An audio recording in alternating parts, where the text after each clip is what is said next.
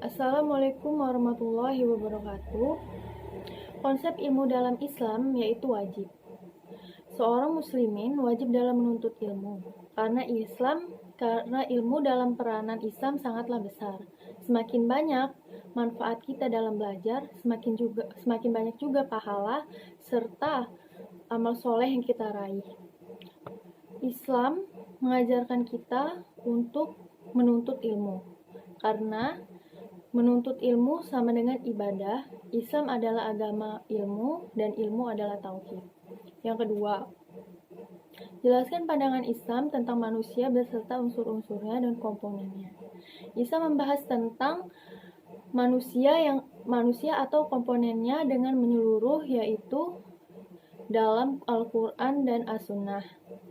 Masalah unsur dan komponen-komponennya yaitu ada sodrun, kolbun, nafsun, serta fuad. Yang ketiga, jelaskan masalah-masalah yang ada di pendidikan. Kurangnya adab dan tauhid adalah faktor dari masalah yang ada di pendidikan. Karena adab kita dalam menuntut ilmu bisa mempengaruhi dalam pendidikan dan mempengaruhi dalam keberkahan kita dalam mencari ilmu. Karena pendidikan yang baik adalah pendidikan yang menerapkan adab serta tauhid. Keempat, jelaskan konsep adab dalam pendidikan. Adab sama aja halnya dengan ilmu. Dalam Islam, adab adalah suatu keutamaan dalam kehidupan seorang muslimin. Karena pada dasarnya seorang muslimin harus belajar adab agar menjadi karakteristik yang beradab. Manusia yang tidak memiliki adab sama dengan halnya seperti hewan. Karena adab yaitu moral dan nilai-nilai agar kita menjadi seorang yang beradab. Adab juga yang dibahas dalam Al-Quran dan As-Sunnah. Perbedaan tarbiyah, taklim, dan ta'dib. Tarbiyah adalah bertambah atau bertumbuh untuk menumbuhkan bakat dan mengarahkan fitrah untuk menjadi seseorang yang baik atau sempurna. Sedangkan ta'dib, pelatihan atau pembinasaan yang mendidik, melatih, atau mendisiplinkan seperti adab. Sedangkan taklim adalah mengajar atau pengajar yang memberikan ide atau gagasan kepada orang lain dan memiliki ilmu. 6. Jelaskan definisi pendidik Islam dan pendidik Islami.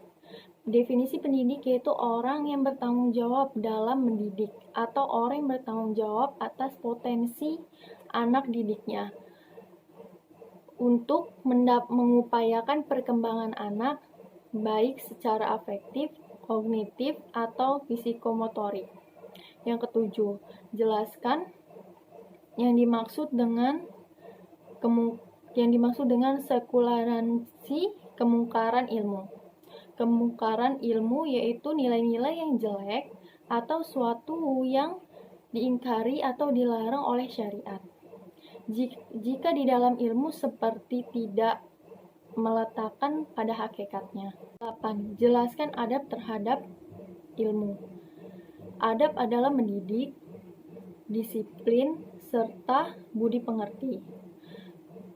Peradaban sangatlah penting bagi kita seorang muslim.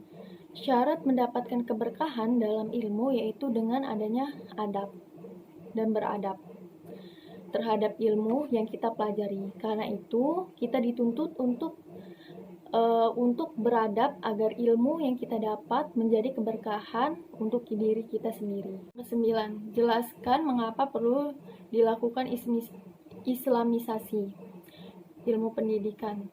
Untuk mempunyai tujuan atau peradaban yang islami dalam terpuruknya kondisi umat Islam di tengah-tengah kemajuan atau perkembangan, harus dilakukan islamisasi ilmu pendidikan. Yang 10, jelaskan perbedaan konsep pendidikan Barat dan Islam.